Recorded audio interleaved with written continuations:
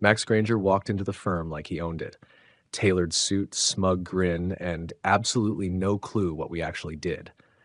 "Call me Max," he said during his first all hands, like we were his startup buddies, not a 500-person infrastructure firm. Before lunch that day, he'd already canceled our weekly ops sync, something we'd been running for nearly a decade.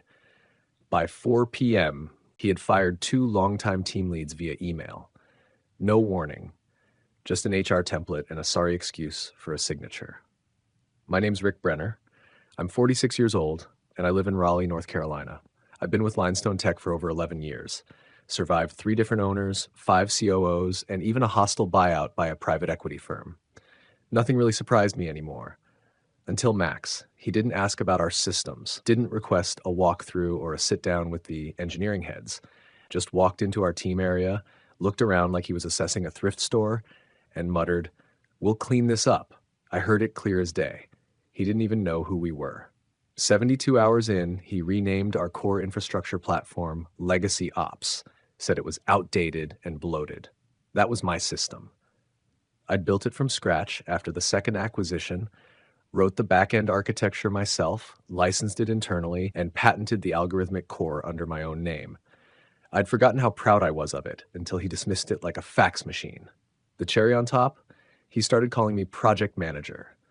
I was the vice president of infrastructure systems. It said so on my badge, on my email signature, and in the patents filed with the USPTO. Project manager, like I was just some guy in khakis with a Gantt chart. He had no idea what that system actually was, what it meant to the company, what it meant to me, and that was fine. He didn't need to know. Not yet. What he also didn't know, that the license to my system, yep, my name on it, was about to expire in 3 days. And when it did, things were going to get real quiet, real fast. He came into my office Friday afternoon like he'd been practicing the entrance all morning. Loosened tie, fake casual smile, trying hard to look like he wasn't about to swing an axe. "Got a minute?" he said, like we hadn't already gone a full week without him bothering to learn what I did. I closed my laptop slowly. "Sure," I said, leaning back in my chair. Max took a deep breath like he was about to say something deep. "We're making moves to get leaner, faster, more agile," he began, his favorite buzzwords. Every sentence out of his mouth sounded like a pitch deck. He didn't sit, just hovered near the chair across from me. "This isn't personal," he said, which of course meant it absolutely was. "We're restructuring ops leadership. Your role, well, it's been identified as redundant." Redundant. That word bounced around my head for a second. Not inaccurate, technically. After all, I'd built a system that pretty much ran itself. But that wasn't the point. I nodded once. "Got it." Max looked surprised, like he expected a fight. Or maybe some pathetic pleading. But I wasn't going to give him that. He cleared his throat. "HR will follow up with the paperwork. We'll do a transition offboarding, 2 weeks or sooner if you prefer." "No handshake?" I asked. He blinked. "Sorry? You fired 2 guys by email. At least I got a face-to-face." He gave a tight, uncomfortable smile. "We need people who move fast, who understand where the industry's headed." "Right," I said. "People who know nothing about what we actually do." Max started to say something else, but I picked up my thermos from the corner of my desk and stood. He got the message. Without another word, he turned and walked out. I packed slowly, took my time. There wasn't much, just the thermos, a photo of the team from the first data center launch, and a USB stick with nothing on it but family photos. No systems, no secrets, just memories. Everything else I'd ever built for that place already ran on autopilot. Nobody said anything as I walked down the hall. A few heads turned, a couple nods. I passed Paul from product. He gave me a glance that said everything and nothing at once.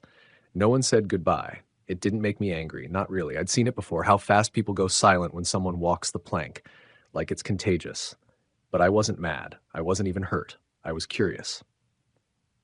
How long would they last without me? Because Sunday night, that's when the back-end license I'd personally authored, the very foundation of the company's core infrastructure, was set to expire. And I'd already lined up the legal notice. Clean, professional, enforceable. Max had no idea he'd just fired the only person who knew how to keep the company's heartbeat from flatlining. And by Monday morning, that smug smile of his, it'd be gone. Just like me.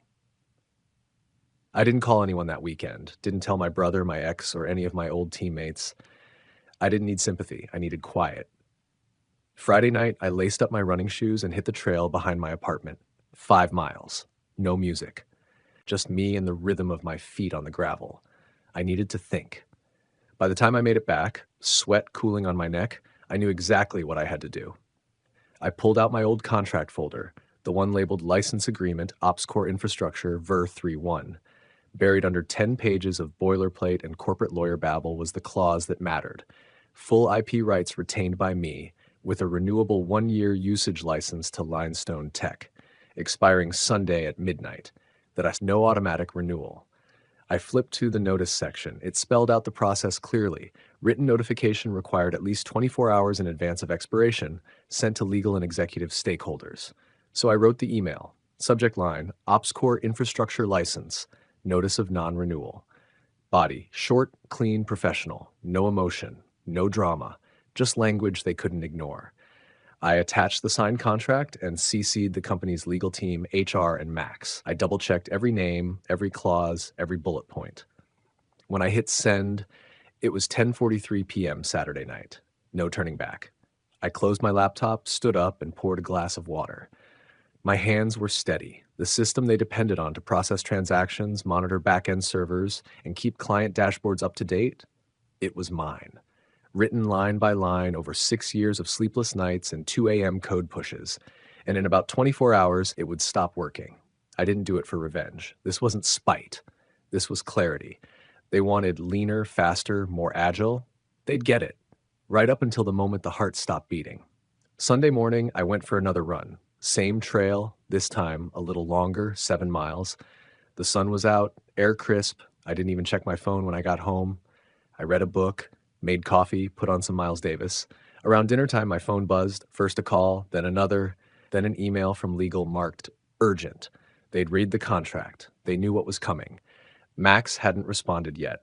Maybe he still thought it was a bluff. Maybe he was too proud to ask someone what the hell OpsCore actually was. But legal knew. They always knew. And by then, it was too late. The license would expire in a few hours. I watched the sunset from my porch.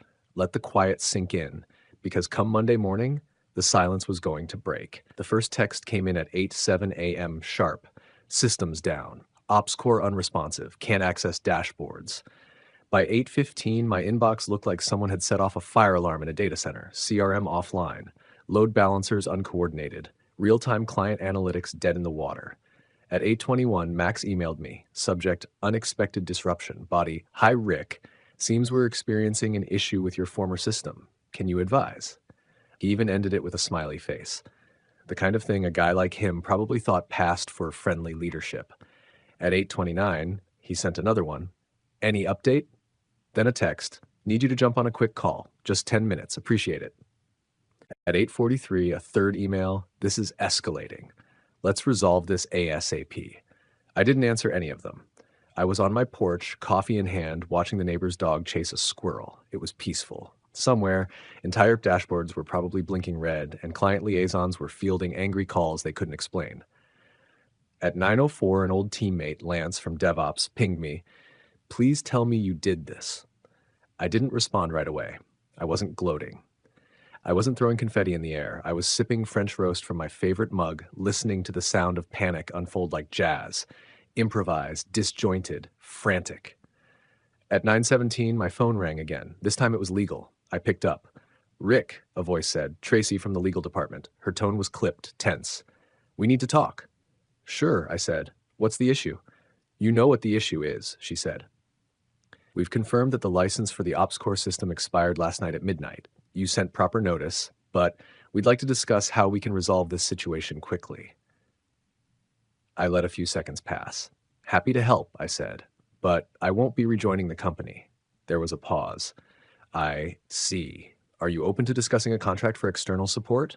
Possibly, I said, but it'll be under new terms, my terms.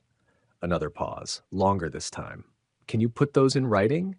Sure, I said, but not today. You'll hear from me by morning.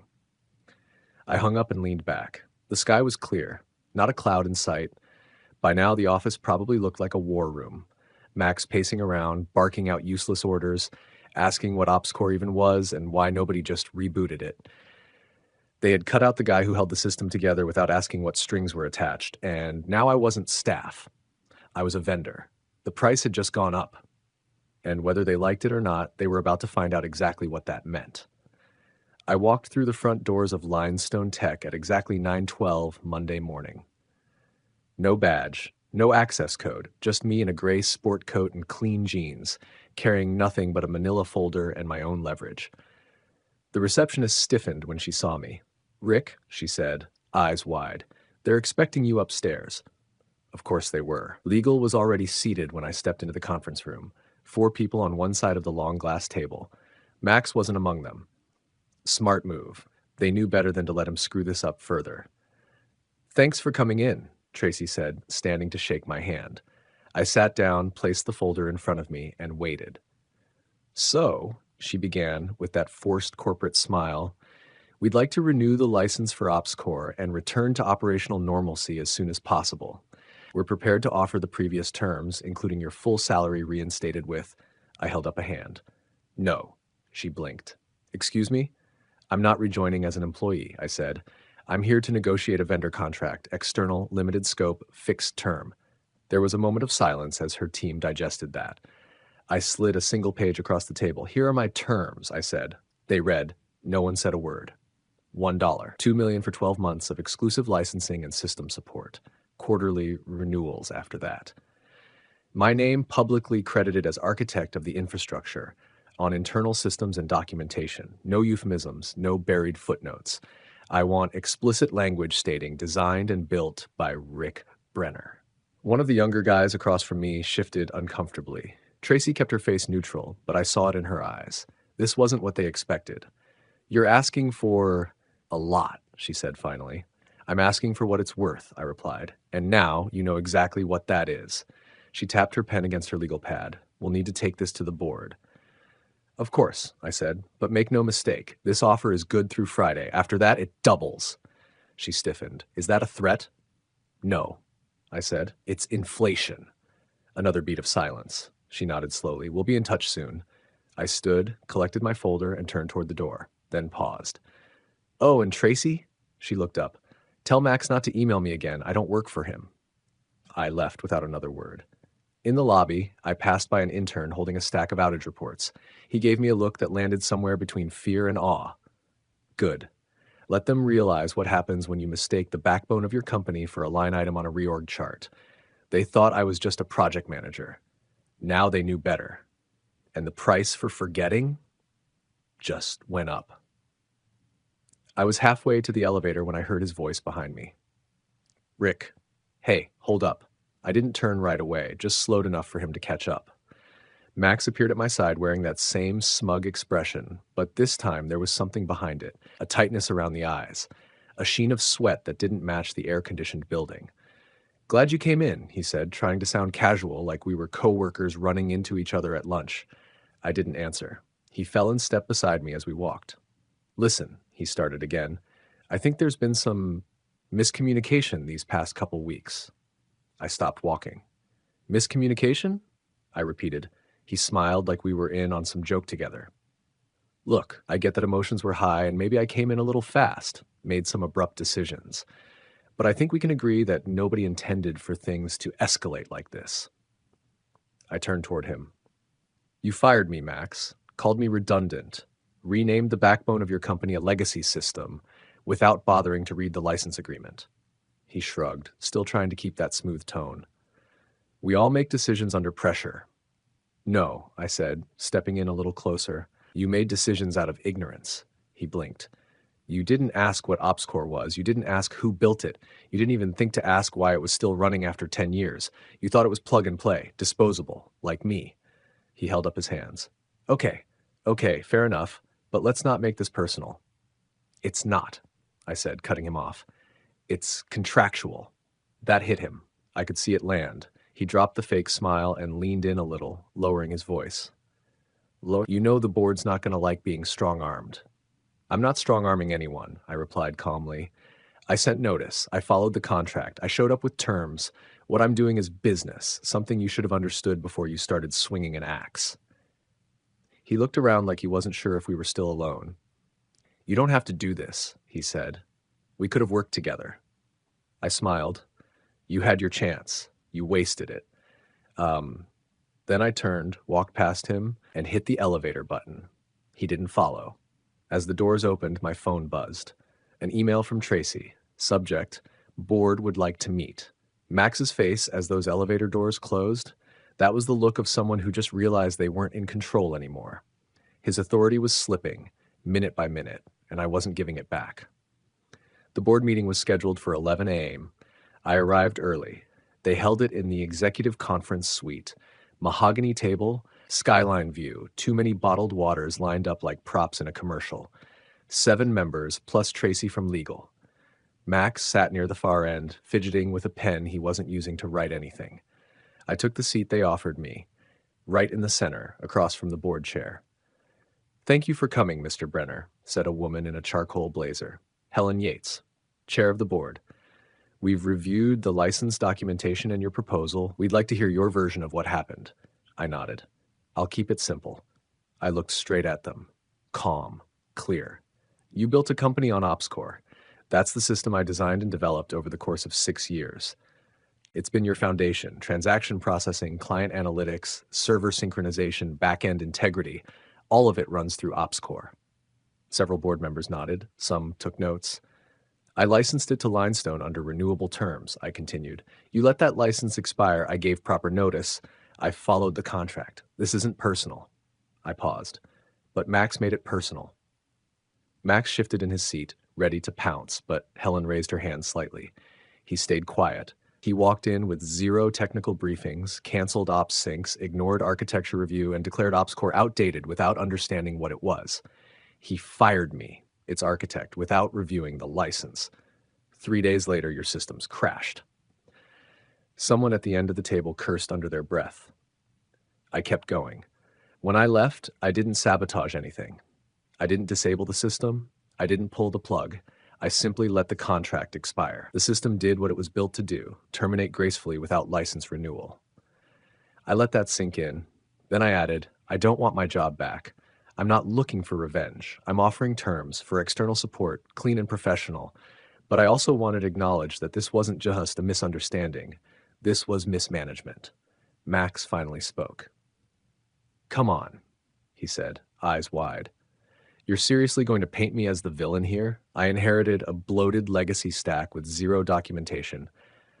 I cut in. "I left complete documentation. You never asked for it." He turned to Helen. "This is character assassination. He's trying to rewrite history." I looked at Helen. "Then ask your legal team who signed off on the license agreement. Ask HR about my termination. Ask infrastructure about the coverage gaps. There's nothing to rewrite. It's all in the records." The room fell quiet. Then one of the board members leaned forward. "What would you do in his seat, Rick?" I smiled just a little. "I'd never be in his seat." A pause. "I'd be beside someone who actually understands the product, who listens before cutting, who knows the value of what's been built before trying to replace it." Helen glanced down at the notes in front of her, then back up. "Thank you, Mr. Brenner. We've heard enough." I nodded and stood to leave. Just as I reached the door, I heard Helen say, "Max, we'd like you to step out as well. The board needs to deliberate." That was 11:48 a.m. By 12:17, my phone buzzed. Subject: decision. Effective immediately. Body: Max Granger has been placed on administrative leave pending further review. I stared at the screen, then tucked the phone into my jacket pocket. The system held. So did the facts. And now, finally, so did the people who mattered. The internal memo dropped just after 2 that afternoon. From Board Communications, subject: interim leadership update. It was short, clinical, and clean. Exactly how these things always are. Max was on leave, effective immediately. The board had assumed direct oversight of operations during the transition. But the part that caught everyone's attention was near the end. We thank Rick Brenner for his critical contributions to Limestone's infrastructure and his continued support during this transition. As the original architect of the OpsCore system, Mr. Brenner's role in stabilizing and preserving company operations is recognized and deeply appreciated. There it was, black and white, my name. No euphemisms, no vague shout-out to former leadership, just credit, clear and public. By 3 p.m., people who wouldn't even look me in the eye a week ago were suddenly whispering congrats when I passed. An old colleague I hadn't talked to since 2019 sent a Slack message. About damn time they acknowledged you. And then legal followed up with a request. Could I help draft a new internal policy? IP protections, license procedures, whistleblower contacts, and something they were now calling engineering safeguards. I read the draft they sent. Half of it was copy-pasted from notes I wrote 5 years ago. This time, though, I'd be paid properly. I signed a 90-day consulting contract on my terms. No employee ID, no management structure, just me, my rate, and a clear list of deliverables. They didn't even blink at the numbers. They couldn't afford to. The narrative had flipped. I wasn't the guy who got fired. I was the guy who saved the company from a full-scale operational meltdown. The guy who owned the thing they thought they could replace. The one who didn't flinch when they tried to bury him under a bad decision. At 6:45 that evening, I got a hand-delivered envelope. Inside was a note, handwritten on real stationery. Rick, thank you for standing firm, for protecting the work, for reminding us of what we almost lost. Helen. I read it twice, folded it neatly, and placed it in the top drawer of my desk. This wasn't just a win, it was a rewrite. They'd tried to erase me quietly, push me out like a line item on a spreadsheet. Instead, I rose publicly, with credit, with control, and with the power to reshape the system that tried to delete me. This time, I was writing the story, and my name was already on the first page. I didn't go back full time. That was never the plan. 3 weeks after the board memo, I formally declined the offer to rejoin as VP. HR sent a follow-up just in case you reconsider, but I didn't even open it. I had nothing left to prove there. Instead, I opened my own firm, small, lean, selective. Brenner Systems. No fluff, no mission statements in Latin. Just me and 2 engineers I trusted, building infrastructure for companies that actually wanted it done right. I picked my clients, set my hours, wore sneakers to meetings, and didn't pretend to care about slide decks. My phone rang more than I expected those first few weeks. Some calls were from startups, a few from competitors. One, surprisingly, was from Linestone's interim CTO. Wanted me to review their new systems roadmap. I agreed, at double my old rate. One morning, I stopped by the old building, was picking up a package I'd accidentally routed to my old office. I stood in the lobby for maybe 2 minutes, waiting for the receptionist to buzz up, when a kid, maybe 20, 21, walked past, then doubled back.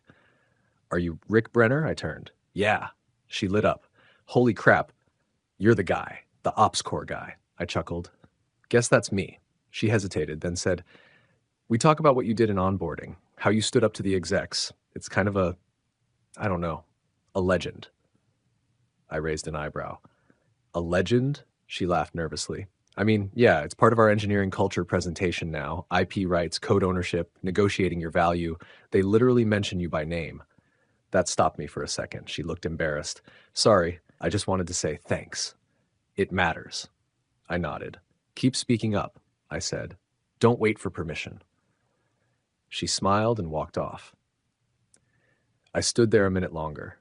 It hit me then. This wasn't just about me anymore. It wasn't just about a bad boss or a broken contract. It was about changing the way people like me were treated. The ones who build the bones of the company, not just the face of it. The quiet ones who write the code, hold the knowledge, and rarely get the credit. I didn't need applause. I didn't need a statue in the break room. But if the next engineer got to speak up without fear, if their work got recognized, if they learned that value isn't about title or swagger, but ownership and boundaries, that was legacy. From fired to founder, I turned my dismissal into a blueprint, not just for systems, but for how to hold the line when everyone else forgets where it is. And this time, they wouldn't forget.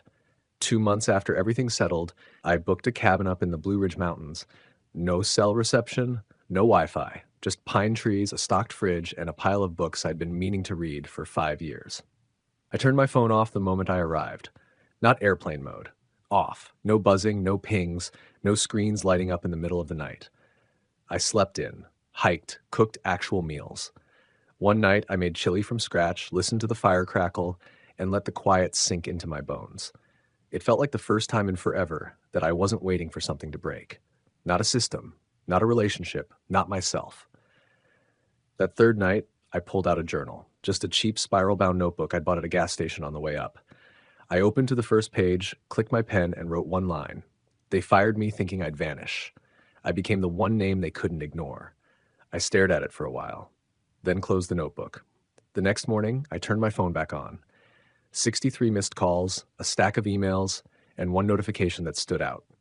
Max's departure had gone official. Not just leave. Final. Terminated. The internal memo said conduct review concluded. But I'd heard from someone on the inside they were also auditing the other firings he'd done, including mine. And get this, Limestone had started citing my Ops Core documentation in official engineering training. They embedded parts of my shutdown email as a case study on license integrity. My credit, my terms. The code held, and so did I. Later that week, a junior engineer forwarded me a Slack thread from inside the company. It was titled, "The Day the Lights Went Out and How Rick Brenner Turned Them Back On." Dozens of reactions. Flame emojis, respect gifs. Someone even turned my license expiration notice into a desktop wallpaper. I laughed, not at them, just at the surreal absurdity of it. They'd tried to erase me quietly. And in the end, I'd written myself into every room they forgot I built. That system, the one they called outdated, it still runs better than ever because I rewrote it. And this time I wrote it to last.